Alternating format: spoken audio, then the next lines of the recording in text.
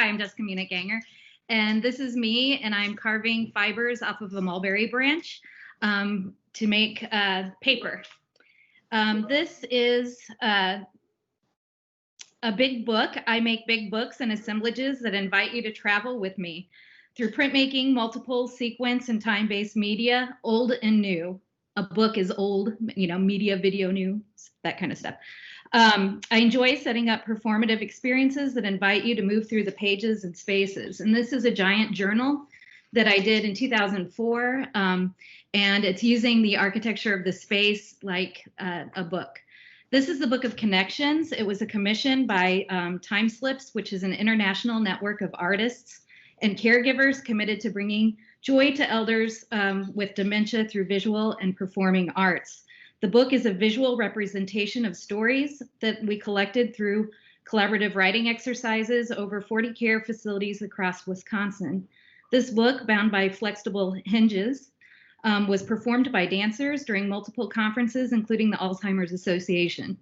This is Position Opposition, which was a book that was created at Gallery AOP in South Africa in Johannesburg. It was 4 feet by 8 feet by 40 feet.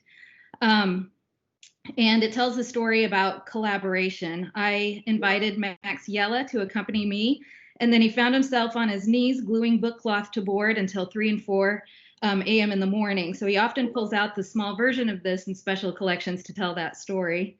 And the book's function mirrors the collaboration, so it's awkward and cumbersome.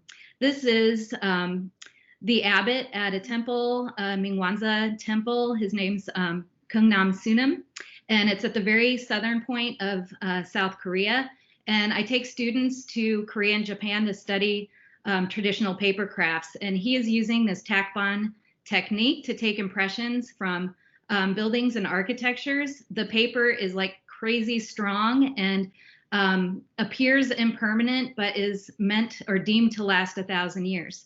So I ran with this idea and created little paper sculptures of buildings representing as portraits representing the people who occupy them from my travels all over the world and from our hometown of Milwaukee. So you may recognize some of the buildings in here, and they're businesses, artist workshops, but they kind of, have moving on. So this is the Kanikanik River around the Pulaski Park neighborhood. And you can see its form that was created by FEMA in the 60s, where they created a concrete armor and the river was considered a sewer. And so I've been spending a lot of time over the past 3 years with the Pulaski Park neighbors, KK River neighbors, and 16th Street Community Health Center. There's Hunter in the left corner. And we've been doing activities to celebrate water and to celebrate the transformation of the KK River to its natural state. Whew, this is a print that includes a combination and an assemblage of drawings of that I gathered through walks in that neighborhood. And that's kind of the theme of my most current work is just walking and being mindful and meeting people and sketching communities and transforming those textures into different forms. This is from my Let's Mobilize library, which is the idea of taking literature to the streets to create protest signs. This is doing the KK River projects and working with Milwaukee Water Commons, Watermarks, and